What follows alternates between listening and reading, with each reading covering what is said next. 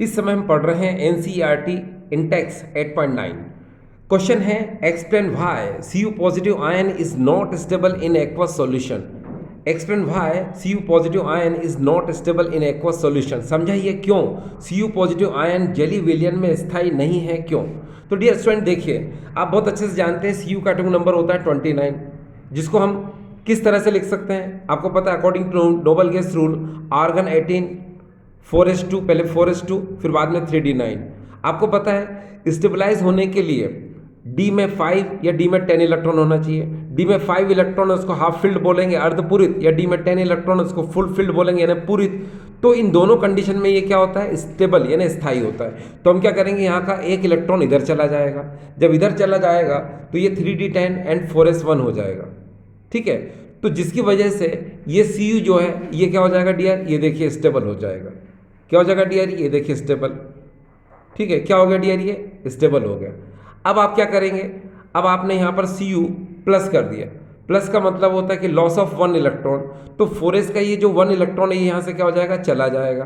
तो अभी भी देखिए आप इसके 3d में 10 इलेक्ट्रॉन है, ठीक है।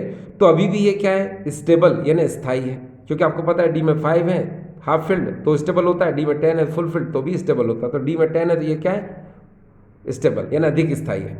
अब यहाँ पर बात आती है कि एक्वस सॉल्यूशन में यानी जेली विलियन में Cu2 पॉजिटिव जो होता है वो Cu पॉजिटिव के कंपैरिजन में ज़्यादा स्टेबल होता है, यानी कि ये मोर स्टेबल है किससे, Cu पॉजिटिव से।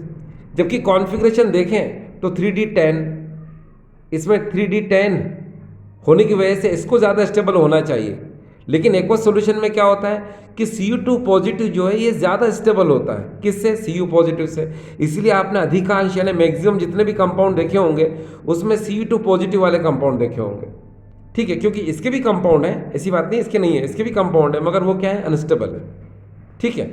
अब बात ये आती है कि ये Cu2 पॉजिटिव ये मोर स्टेबल है और ये लेस स्टेबल है। तो क्यों, ये क्यों है ऐसा, तो चलो इसकी बात करेंगे।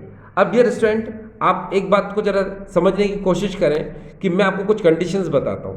पहली कंडीशंस ये देखिए, देखो फर्स्ट कंडीशन ये है डियर, मान लो ये Cu पॉजिटिव एक्वस है, ठीक है। तो मैं अगर आपसे बोलूँ कि इसकी लेटिस एनर्जी, इसको हम लोग बोलते हैं लेटिस एनर्जी यानी जालक ऊर्जा, ठीक है, ये क्या होती है, ये हाई होती है।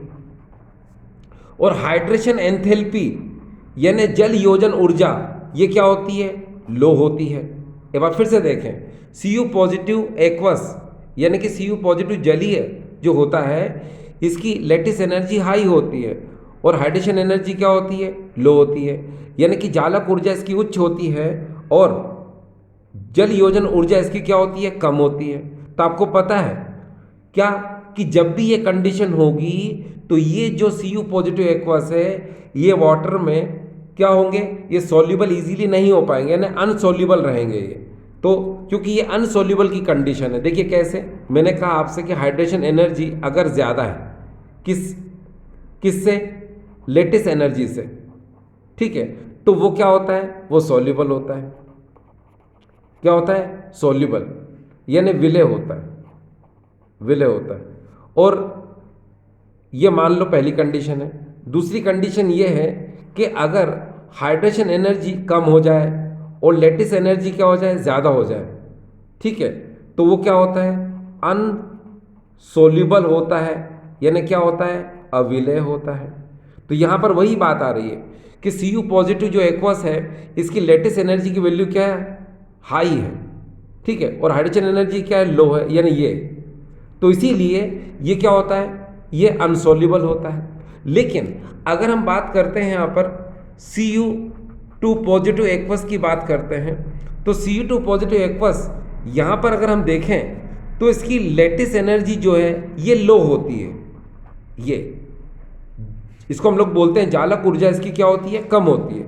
लेकिन हाइड्रेशन एनर्जी इसकी क्या होती है, वो हाई होती है, ठीक है, यानी इस कंडीशन को ओबे कर रहा है। इसीलिए Cu2 पॉजिटिव ये क्या होता है, ये सॉल्युबल होता है, ठीक है, यानी जल योजन ऊर्जा का मान इसका ज़्यादा होता है किससे, जालक ऊर्जा से। इसलिए C2 पॉजिटिव एक्वस है ना। ये क्या होगा, ये जल में क्या होते हैं, विलय होते हैं, ठीक है।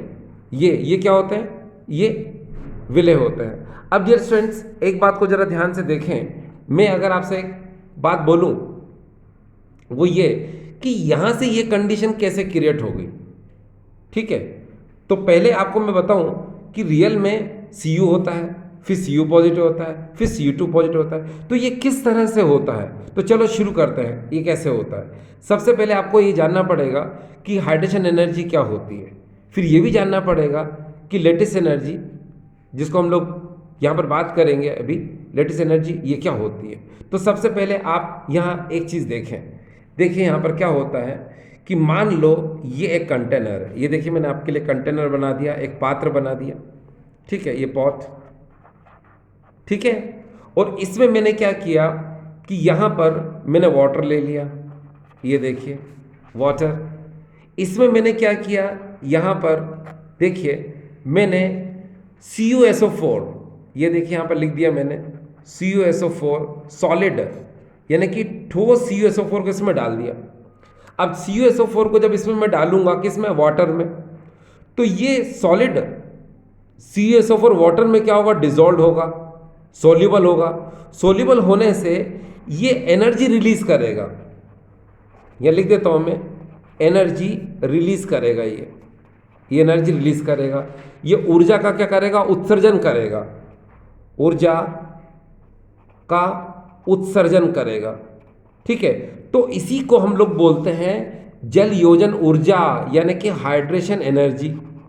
ये देखिए इसी को हम लोग बोलते हैं हाइड्रेशन एनर्जी। ये देखिए ध्यान दीजिएगा, इसको क्या बोलते हैं डियर, हम हाइड्रेशन एनर्जी कहते हैं। अब हाइड्रेशन एनर्जी तो समझ में आ गया आपको कि जब किसी सॉलिड सब्सटेंस को वाटर में हम डालते हैं, वाटर में मिक्स करते हैं, वाटर में मिलाते हैं, तो वो एनर्जी क्या करता है, रिलीज करता है, ऊर्जा का उत्सर्जन करता है। तो इसी को हम लोग बोलते हैं हाइड्रेशन एनर्जी या फिर हाइड्रेशन एंथैल्पी, ठीक है। तो यहाँ पर जो CuSO4 है उसको जब वाटर में डालते हैं तो इसकी हाइड्रेशन एंथैल्पी का मान क्या होता है, बहुत ज़्यादा होता है, ठीक है। ये बहुत ज़्यादा एनर्जी क्या करता है, लिबरेट करता है, ठीक है। क्या हाइड्रेशन एनर्जी क्या बहुत ज़्यादा लिबरेट करता है, इसकी नेगेटिव वैल्यू होती है, मतलब हाइड्रेशन एनर्जी रिलीज करना मतलब इसकी नेगेटिव वैल्यू होती है, किसकी, Cu2 पॉजिटिव की। अब आगे चले हम, तो आगे देखिए डियर स्टूडेंट्स, आपको पता है ये Cu है, ठीक है, ये Cu है। अब Cu को आपको कन्वर्ट करना है किस में, Cu पॉजिटिव में, तो अपने आप तो कन्वर्ट होगा नहीं, है ना। तो क्या करना पड़ेगा, इस Cu के क्रिस्टल लैटिस में से या फिर Cu के जो Cu सॉलिड है, ठीक है, इसमें से एक इलेक्ट्रॉन को निकालने के लिए हम क्या करते हैं, एनर्जी देते हैं। तो इसको हम लोग बोलते हैं फर्स्ट आयोनाइजेशन एंथैल्पी। ये देखिए मैंने यहाँ पर I1 बोल दिया इसको, फर्स्ट आयोनाइजेशन एंथैल्पी, जिसकी वजह से एक इलेक्ट्रॉन ये लिबरेट कर देता है, ठीक है। तो ये वाली एनर्जी क्या होती है, ये वाली एनर्जी एब्जॉर्ब होती है, यहाँ लिख देता हूँ मैं एब्जॉर्ब। अब आप समझदार हैं, आपको पता है कि जब किसी एटम में से इलेक्ट्रॉन को हम रिमूव कराते हैं, इलेक्ट्रॉन को निकालते हैं, तो इलेक्ट्रॉन को निकालने के लिए हम यहाँ पर एनर्जी सप्लाई करते हैं, ऊर्जा हम उसको देते हैं, यानी एनर्जी ये क्या करता है, एब्जॉर्ब करता है, और इलेक्ट्रॉन यहाँ से क्या होता है, निकलता है। तो जो एनर्जी यहाँ एब्जॉर्ब होती है उसको हम लोग बोलते हैं क्या, वो लेटिस एंथैल्पी, ठीक है, क्या बोलते हैं, या फिर बोल दो क्या, आयोनाइजेशन एंथैल्पी, ठीक है। अब एक बात और है डियर स्टूडेंट्स, हिंदी में सुने कि जब किसी परमाणु में से इलेक्ट्रॉनों को या इलेक्ट्रॉन को निकालने के लिए जो ऊर्जा प्रदान की जाती है, प्रदान की गई ऊर्जा को हम लोग बोलते हैं क्या, आयनन एंथैल्पी। तो ये आयनन एंथैल्पी यहाँ क्या हो रही है, अवशोषित हो रही है। अब Cu पॉजिटिव बन गया, Cu पॉजिटिव बनने के बाद डियर आपको पता है इसके पास D में 10 इलेक्ट्रॉन होगा, 3D10, ठीक है। तो ये क्या हो जाएगा, ये ज़्यादा स्टेबल हो जाएगा। अब जब ये ज़्यादा स्टेबल हो गया है तो क्या करना पड़ेगा कि इसको, अब वो इलेक्ट्रॉन तो लूज कर ही नहीं सकता, तो उसको Cu2 पॉजिटिव में कन्वर्ट करने के लिए एनर्जी अब ज़्यादा चाहिए। तो एनर्जी ज़्यादा चाहिए तो एनर्जी आएगी कहाँ से, तो चलो देखो कहाँ से आएगी, इसको बुलाओ जरा, ये Cu पॉजिटिव है, ये देखिए। तो इस Cu पॉजिटिव को अब हमको Cu2 पॉजिटिव में कन्वर्ट करना है, यानी इसमें से एक इलेक्ट्रॉन और निकालना है, तो एनर्जी नेचुरली क्या हमको बहुत ज़्यादा देना पड़ेगी, क्योंकि ये बहुत ज़्यादा स्टेबल है। तो याद रखो, ये जो हाइड्रोजन एनर्जी यहाँ से रिलीज होती है, जो यहाँ से हाइड्रोजन एनर्जी निकली थी, वही हाइड्रोजन एनर्जी यहाँ क्या जाती है, यूज में आ जाती है, यानी कि एब्जॉर्ब हो जाती है। इसीलिए इसको हम लोग बोलेंगे सेकंड आयोनाइजेशन एंथैल्पी।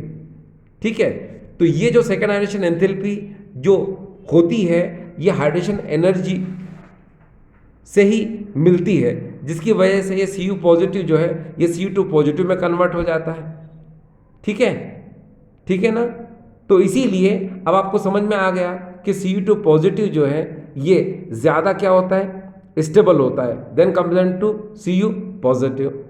ठीक है, चलो अब मैंने आपको बता दिया कि यहाँ पर ये जो Cu पॉजिटिव है, ये देखिए इसकी लेटिस एंथैल्पी की वैल्यू क्या होती है, ज़्यादा होती है, मगर हाइड्रोजन एनर्जी क्या होती है इसकी, लो होती है। लेकिन Cu2 पॉजिटिव में क्या होता है, इसकी लेटिस एनर्जी लो होती है, मगर हाइड्रोजन एनर्जी क्या होती है, उससे भी ज़्यादा होती है।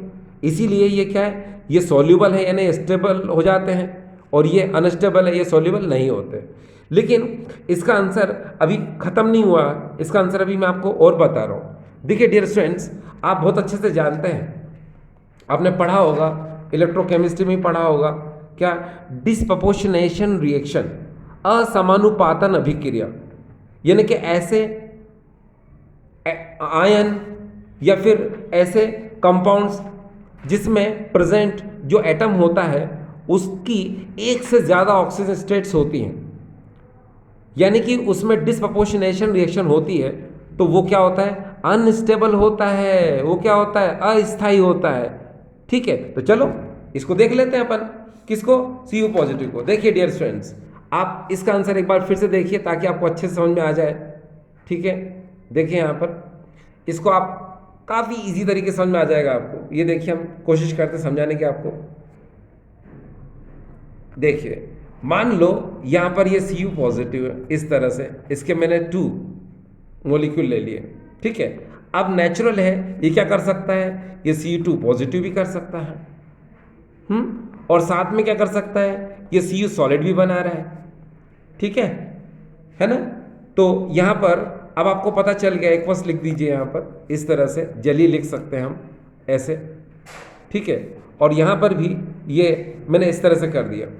अब आपको पता है कि ये जो Cu2 पॉजिटिव एक्वस है, ठीक है, ये Cu2 positive aqueous and Cu solid में क्या होता है, ये डिकम्पोज हो जाता है।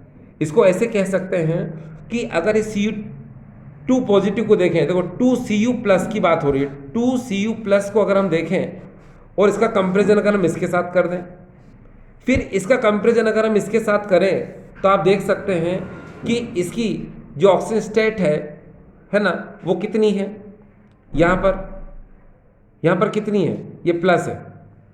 ठीक है, और यहाँ पर कितनी है, ये 2 प्लस है। तो प्लस से 2 प्लस यानी इंक्रीज हो रही है, इसमें ऑक्सीजन क्या हो रहा है, इसमें इंक्रीज हो रहा है। इसका मतलब क्या हुआ कि इसमें ऑक्सीडेशन हो रहा है, यहाँ पर हमने लिख दिया ये ऑक्सीडेशन। ठीक है, फिर प्लस से क्या हो रही डियर, ये देखिए यहाँ 0 हो गई, यहाँ कुछ नहीं है, मतलब क्या होता है यहाँ पर 0। तो प्लस से यहाँ 0 हो गई, यानी रिडक्शन हो रहा है यहाँ पर, ये देखिए। और आपको पता है कि जब किसी एक ही आयन में, किसी एक ही कंपाउंड में रिडक्शन एंड ऑक्सीडेशन दोनों एक साथ होते हैं, ठीक है, तो उसको हम रेडॉक्स अभिक्रिया बोलते हैं, या उसी को हम डिस्प्रपोर्शनेशन रिएक्शन बोलते हैं।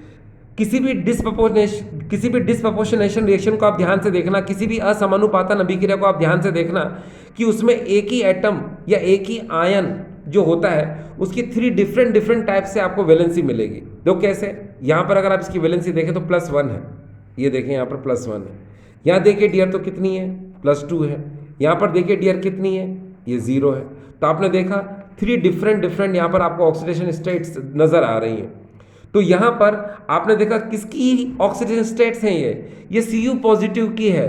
तो मैंने आपसे क्या कहा, अगर आप यहाँ ध्यान दे रहे हैं तो आप ध्यान से ये देखिए कि Cu पॉजिटिव एक्वस जो होता है ये डिस्प्रपोर्शनेशन रिएक्शन शो कर रहा है, यानी कि इसकी ऑक्सीजन स्टेट एक तो +1 है, एक +2 है और एक क्या 0 है। और मैंने आपको बताया कि जब भी कोई आयन इस तरह की डिस्प्रपोर्शनेशन रिएक्शन शो करता है तो वो हमेशा अनस्टेबल होता है, वो हमेशा क्या होता है, अस्थायी होता है। और डियर स्टूडेंट्स, यही वजह है इसकी कि ये जो क्वेश्चन है, समझाइए क्यों Cu पॉजिटिव आयन जली विलयन में स्थायी नहीं है, क्यों? तो इसका आंसर मैंने आपको बता दिया कि Cu पॉजिटिव जो है ये असमानुपातन अभिक्रिया दर्शाता है, ठीक है। और ये असमानुपातन अभिक्रिया आपको मैंने इस तरह से बताई है, ये देखिए यहाँ पर। तो अब आपके दिमाग में क्वेश्चन चलेगा कि सर इसका आंसर किस तरह लिखा जाए। देखो डियर स्टूडेंट्स, ये जो क्वेश्चन है ये थोड़ा सा कॉम्प्लिकेटेड है। अगर आप मैक्सिमम बुक्स देखेंगे, एनसीईआरटी देखेंगे, मॉडर्न एबीसी देखेंगे, रिफ्रेशर प्रदीप देखेंगे, या कोई सी भी अगर आप बुक देखते हैं तो उसमें जो आंसर रहते हैं इतने अच्छे से क्लियर नहीं है, ठीक है। जो इंटेलिजेंट स्टूडेंट है वो तो समझ जाते हैं, लेकिन जो नॉर्मल स्टूडेंट रहते हैं उनको बहुत प्रॉब्लम होती है। तो इसीलिए इस क्वेश्चन को सबसे पहले मैंने आज लिया था। और डियर स्टूडेंट्स, यहाँ पर अब आपके दिमाग में एक चीज़ आ रही है कि सर इसका आंसर हम क्या लिखेंगे, इसका आंसर है क्या? तो चलो मैं इसका आंसर आपको बहुत शॉर्ट में बता देता हूँ, ठीक है। ये तो मैंने पूरा एक्सप्लेन करके बताया था आपको। अब देखिए यहाँ पर अगर हम इस क्वेश्चन को देखें कि क्वेश्चन आता है explain why Cu positive ion is not stable in aqueous solution, ठीक है। हिंदी में समझाइए क्यों Cu पॉजिटिव आयन जली विलयन में स्थायी नहीं होता, क्यों? तो एक आंसर तो आप ये बोल सकते हो कि Cu2 पॉजिटिव आयन के कंपैरिजन में अनस्टेबल होता है। Cu plus Cu2 positive ion की तुलना में जली विलयन में कम स्थायी होता है, क्यों? क्योंकि Cu positive disproportionation reaction show करता है, Cu पॉजिटिव असमानुपातन अभिक्रिया दर्शाता है, ठीक है। तो अब आप क्या करोगे, ये डिस्प्रपोर्शनेशन रिएक्शन इस तरह से आप बता दो, ठीक है। फिर उसके जस्ट बाद अब आप क्या बोलोगे, चलो वही बता देते हैं। आप ये कहोगे, यहाँ पर ये जो आपको बातें बताई हैं ये देखिए, आप यहाँ पर ये कहेंगे कि Cu पॉजिटिव जो होता है उसकी हाइड्रेशन एनर्जी की वैल्यू जो होती है वो Cu2 पॉजिटिव की हाइड्रेशन एनर्जी से क्या होती है, कम होती है, ठीक है। इसीलिए क्या होता है, ये अनस्टेबल होता है एक्वस सॉल्यूशन में, जली विलयन में अस्थायी होता है, ठीक है। तो ये देखिए मैंने आपको शॉर्ट में भी बता दिया कि कैसे इसका आंसर आप लिख सकते हैं, ठीक है। और आई होप आपको ये समझ में आया होगा। चलिए अब हम अगले क्वेश्चन की तरफ चलते हैं। डियर स्टूडेंट, याद रखिएगा ये क्वेश्चन बहुत ज़्यादा इंपॉर्टेंट है, इसको मैक्सिमम बोर्ड एग्जामिनेशन में पूछा जाता है, ठीक है। स्टूडेंट, अब हमारे सामने नेक्स्ट क्वेश्चन है, why do transition elements exhibit higher enthalpy of atomisation? Once more, why do transition elements exhibit higher enthalpy of atomisation? Hindi में, संक्रमण धातुओं की कणन की एंथैल्पी का मान उच्च होता है, क्यों? डियर स्टूडेंट, ये क्वेश्चन भी एक इम्पॉर्टेंट, एक महत्वपूर्ण प्रश्न है जो कि एग्जाम में आने की इसकी प्रोबेबिलिटी, इसकी प्रायिकता क्या होती है, ज़्यादा होती है। डियर स्टूडेंट्स, देखिए मैं इसका आंसर आपको बता देता हूँ। इसका आंसर क्या है, सबसे पहले हमारे दिमाग में एक बात आती है कि ये एंथैल्पी ऑफ एटमाइजेशन होता क्या है, यानी कणन की एंथैल्पी क्या होती है। तो सुनिए, देखिए आप बहुत अच्छे से जानते हैं क्रिस्टल लैटिस ऑफ मेटल की अगर हम बात करते हैं तो बहुत सारी मेटल्स जो है, यानी जो मेटेलिक एटम होते हैं वो एक बॉन्ड के थ्रू आपस में क्या रहती है, जुड़ी हुई होती है, ठीक है। तो कहने का मतलब ये है कि ये जो बॉन्ड होता है इनके बीच में, ये काफ़ी स्ट्रॉन्ग बॉन्ड होता है। तो इस बॉन्ड को ब्रेक करने के लिए हम क्या करते हैं, एनर्जी सप्लाई करते हैं, जिसकी वजह से हमको फ्री मेटल एटम जो है ऑब्टेंड होते हैं, ठीक है। एक बार फिर सुनिए, देखिए क्रिस्टल लैटिस ऑफ मेटल में जो मेटेलिक एटम होते हैं वो एक स्ट्रॉन्ग बॉन्ड के थ्रू आपस में लिंक होते हैं। तो इस बॉन्ड को ब्रेक करने के लिए हम बाहर से जो एनर्जी सप्लाई करते हैं, जिसकी वजह से ये मेटल एटम ये फ्री हो जाते हैं इस तरह से। तो जो भी हमने एनर्जी इनको सप्लाई की है उसको हम लोग बोलते हैं एंथैल्पी ऑफ एटमाइजेशन। हिंदी में सुने। देखिए, धातु के क्रिस्टल जालक में जो धातुविक परमाणु होते हैं वे आपस में प्रबल बंध द्वारा संलग्न होते हैं। इनके मध्य का जो बंध होता है वो अधिक मजबूत, अधिक प्रबल होता है, जिसको तोड़ने के लिए हम बाहर से ऊर्जा प्रदान करते हैं, जिसके कारण ये धात्विक परमाणु मुक्त होकर, है ना, हमें मिलते हैं। तो जो हमने ऊर्जा प्रदान की है उसको ही हम लोग बोलते हैं कण की एंथैल्पी। ठीक है, यानी कि एंथैल्पी ऑफ एटॉमाइजेशन। अब डियर स्टूडेंट, एक बात दिमाग में रखिए।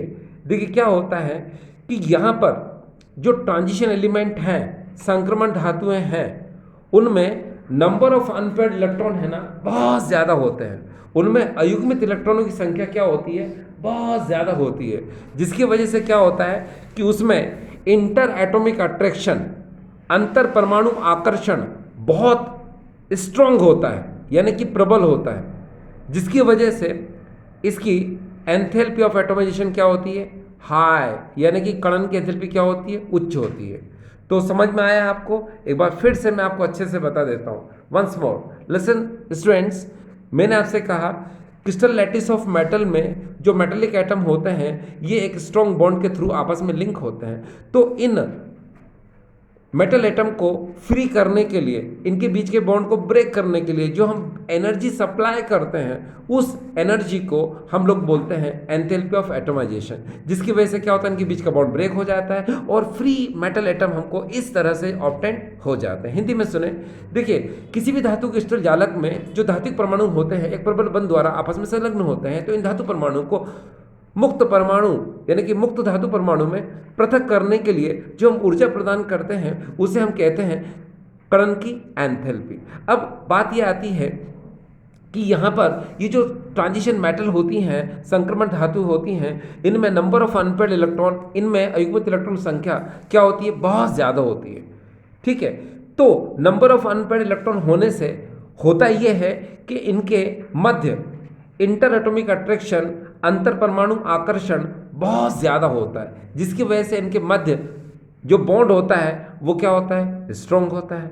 जब बॉन्ड स्ट्रॉन्ग होगा तो नेचुरल है कि उसको ब्रेक करने के लिए हमको ज़्यादा एनर्जी देना पड़ेगी, है ना। और जब ज़्यादा एनर्जी देंगे तो क्या होगा, एंथैल्पी ऑफ एटॉमाइजेशन की वैल्यू भी क्या होगी, ज़्यादा होगी।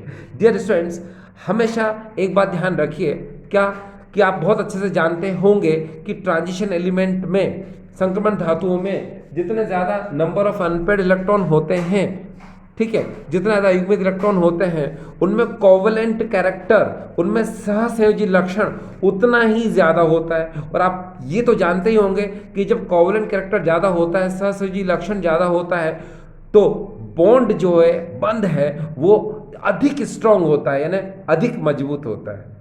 ठीक है, ये भी एक कारण है। तो देखिए, आपको अच्छे समझ में आ सके, देखिए यहाँ पर ये देखिए, इंटर एटॉमिक अट्रैक्शन इसमें स्ट्रॉन्गर होता है, अंतर परमाणु आकर्षण इसमें प्रबल होता है। क्यों होता है, सीधी सी बात है, large number of unpaired electron, अयुग्मित इलेक्ट्रॉन की संख्या ज़्यादा होती है, इसीलिए इंटर एटॉमिक अट्रैक्शन स्ट्रॉन्ग होता है, अंतर परमाणु आकर्षण प्रबल होता है। एक बात और, कोवलेंट कैरेक्टर डायरेक्टली प्रोपोर्शन होता है नंबर ऑफ अनपेयर्ड इलेक्ट्रॉन के। जितने ज़्यादा नंबर ऑफ अनपेयर्ड इलेक्ट्रॉन होंगे, कोवलेंट कैरेक्टर ज़्यादा होगा, जितने ज़्यादा अयुग्मित इलेक्ट्रॉन संख्या होगी, सहसंयोजक लक्षण क्या होगा, उतना ज़्यादा होगा। तो ये बात आपको समझ में आ गई। देखिए, आपने 11th क्लास में भी पढ़ा होगा डियर स्टूडेंट्स, एंथैल्पी ऑफ एटॉमाइजेशन, यानी किसी भी मॉलिक्यूल को उसको एटम में कन्वर्ट करने के लिए, किसी भी मॉलिक्यूल में जो दो एटम्स के बीच में जो बॉन्ड होते हैं उनको ब्रेक करने के लिए जो एनर्जी आप देते हैं उसी को हम लोग बोलते हैं एंथैल्पी ऑफ एटॉमाइजेशन। जैसे एग्जांपल के तौर पे देखिए, याद करिए वो 11th की क्लास, ठीक है। 11th की क्लास में क्या था, लिसन टू मी, ये देखिए वाटर मॉलिक्यूल है। अब वाटर मॉलिक्यूल में नेचुरल है कि इस OH के बीच में एक बॉन्ड ये है और इस OH के बीच में एक बॉन्ड ये है, तो इस बॉन्ड को पहले हम ब्रेक करेंगे, है ना, फिर इधर भी क्या करेंगे, हम इस बॉन्ड को ब्रेक करेंगे। तो नेचुरल है कि यहाँ पर हम दो बॉन्ड को ब्रेक कर रहे हैं, है ना। तो ये क्या है, ये भी तो एंथैल्पी ऑफ एटॉमाइजेशन है।